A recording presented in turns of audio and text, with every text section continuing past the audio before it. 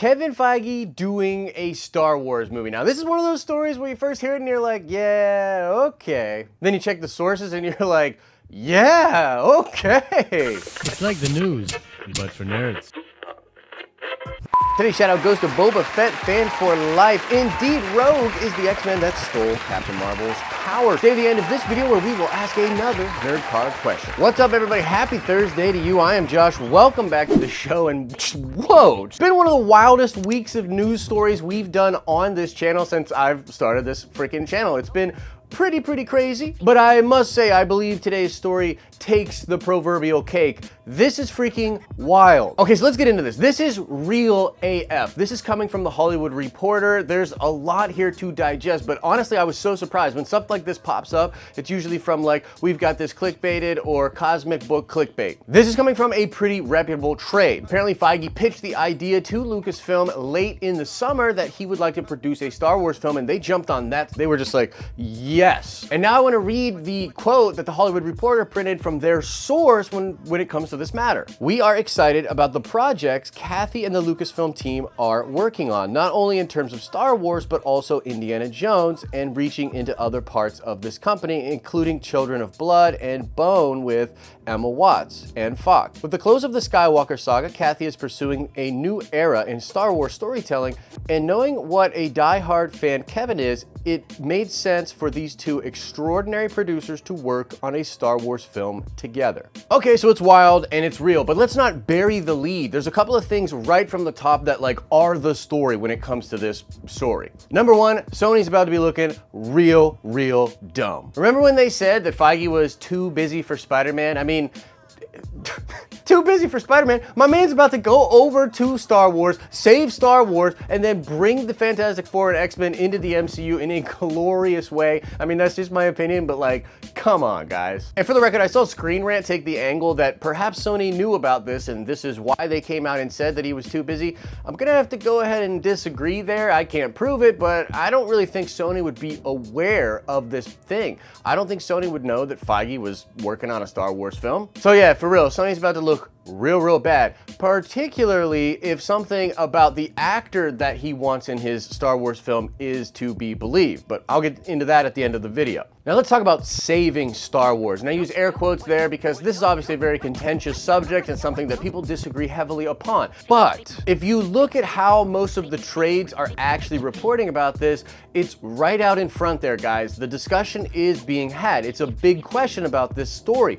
Is this Kevin Feige moving over to Star Wars to help out that brand, or is this a move simply because Kevin Feige wanted to make a Star Wars movie? Now, like with all things, the truth is probably somewhere in the middle, but I would be lying if I didn't say that this is probably being pushed through as a move to help the Star Wars brand. I know there are a group of people out there that just refuse to believe that there's anything wrong with Star Wars right now, that Disney Star Wars is just killing it, and everybody that disagrees with that is a hater. And I'm gonna be real, you're about to be pretty upset with what I'm gonna tell you, but I don't care. In the same way that I didn't care that people called us shills on Tuesday, I'm not gonna care that people are gonna call us haters on Thursday.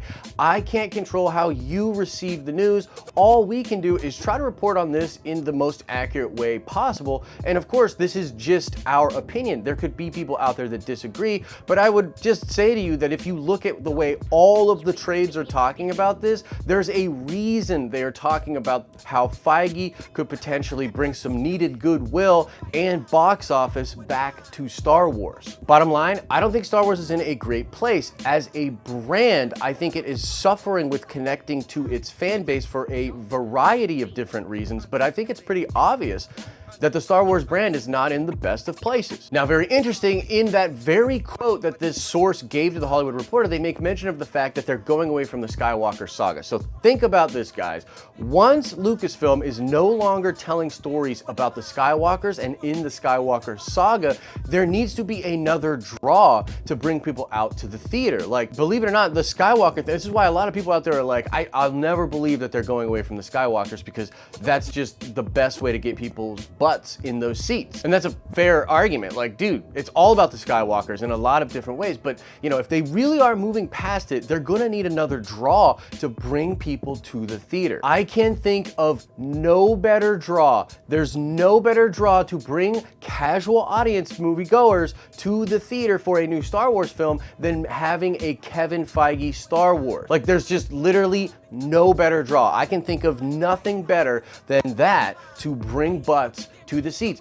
Think about it. Think about how much the MCU has struck a chord with casual audiences. Guys, 70 to 80% of that gross is casual audience. They're not people that are watching videos like this. That's the bottom line. We have to try to keep that in mind. So there's mass appeal when it comes to Marvel, and it's just such an obvious carryover of some goodwill and some trust and basically just hype from Marvel to Star Wars. Now let's get into another aspect of this story. It is reported by The Hollywood Reporter that Feige has a certain actor in mind that he wants a role to be promised to this actor for his Star Wars movie. I still can't believe I'm saying Kevin Feige's Star Wars movie. What timeline are we in? Now I've seen all sorts of names thrown around, but I want to throw a very shocking one at you guys right now.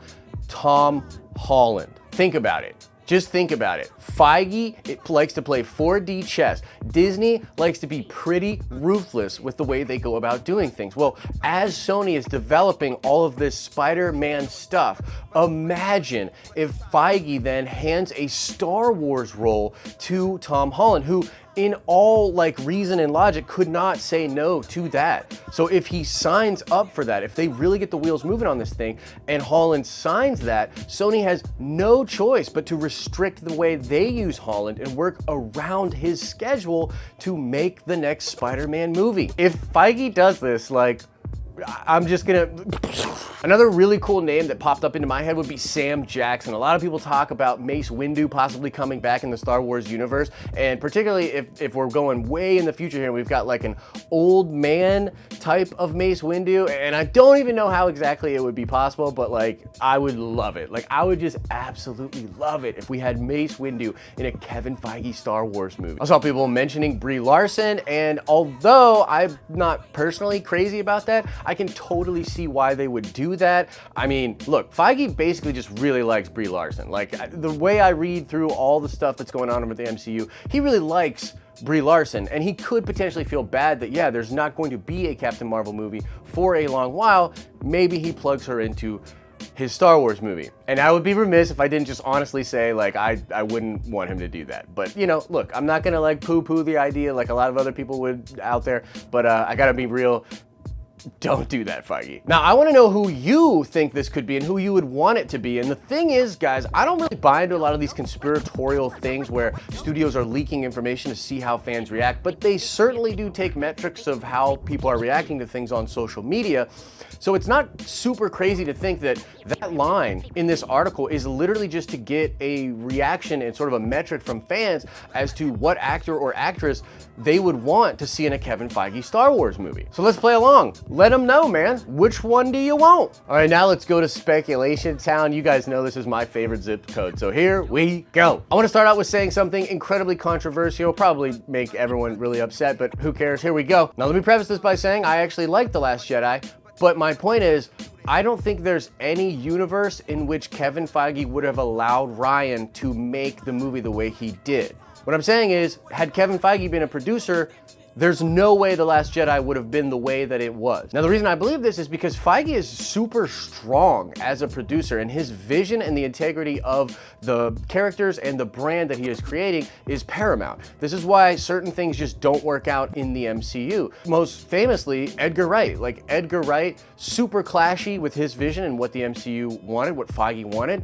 Edgar Wright is out. And in a similar way, Noah Hawley, who's a creative force of nature and I absolutely love, had this script for a Doctor Doom movie, and it just didn't fit up with Feige's vision, and it's gone. And even though I like The Last Jedi, there's a lot of stuff in that film that I wish hadn't happened, and I do sort of blame the divisive nature of that film for where the Star Wars fan base is at. So just being real with you guys, I would have a lot of faith in us getting more universally mass appealed, enjoyable Star Wars film under Kevin Feige. Another thing that pops in my brain is just like, what is this gonna look like as far as a plan? Like, is Feige just doing one movie? Is he gonna help them in some way set up an MCU-like connectivity with Star Wars? I mean, that's kind of confusing, right? Because Star Wars has kind of come out and said we are not the MCU. So is Feige gonna come in and just do a one-shot and not really worry about connective tissue? Or are they open to connective tissue if done the right way? I mean, frankly, a lot of what we've been hearing lately about Star Wars, and I mentioned this in the George Lucas video earlier in the week,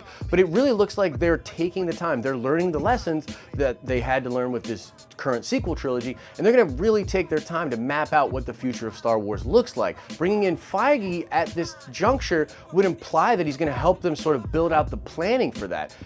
What do you guys think about that? Like, do you think that's gonna happen? Would you like it if that happened? I would also say that just some of Feige's strengths as a producer, beyond like the connectivity stuff, is pacing and action set pieces. Like, I don't know how much you guys know about this, but the MCU actually builds up set pieces and they have a set director for those action set pieces. And so most of the MCU directors come in and then Feige kind of tells them where the action set pieces are gonna go and what the pacing of the overall film is going to be. Like, it's still the director's vision, but like really Feige is there with his fingerprints on the pacing and the way the action set pieces take place. And because he's done so well with crazy superheroes and supervillains and the way those powers all play out, one would think that he would do great with crazy Jedi, crazy Sith, or maybe strong alien fighting or some crazy stuff like that. So I'm looking forward to what the action would look like in a Kevin Feige type of Star Wars movie. And I really do believe that his skill as a producer in the pacing department and creating a nice package that's just completely digestible as entertainment would go a long way in the Star Wars world. I say all that to say, like, I'm freaking pumped. Like, I'm really pumped. I think this could really go a long way to getting a lot of people to give Star Wars another chance. Like, you know, we hear this all the time that people think the sequel trilogy is over for them or whatever, and I always try to say, like, hey, give Episode 9 a chance, and I actually like the sequel trilogy, but I can't ignore the fact that this is a thing, that people are literally out there kind of not feeling anything that's coming out with the sequel trilogy. So what a better way to get people to give Star Wars another shot than to have Feige do a film. That's kind of where my head is at with that. I know some people will disagree, and that's totally fine. Let us know your thoughts about this whole crazy situation in the comment section below. Now, there's a lot to unpack with this story, so I decided why not do something we haven't done in a long time. Let's do a fan chat live later today and actually talk about this with all of you guys. So I'm aiming for 4 p.m. Eastern Standard Time. We'll go live, we'll take a bunch of questions, we'll just really dig in and talk about how we're all feeling about this, because it's absolutely nuts. A lot of implications. Make sure you come back for that fan chat live. Whoop whoop, we're doing it again. Now let's check the nerd card before we get out of here. I want to know, what was the name of the first Mandalorian to be accepted into the Jedi Academy? This is canon, and this is also the character that created the Darksaber. Answer that question in the comment section below. As I always say, I hope you're having an awesome and a nerdy day, and I'll see you in the next video and at the fan chat live. Come hang out, it's gonna be dope.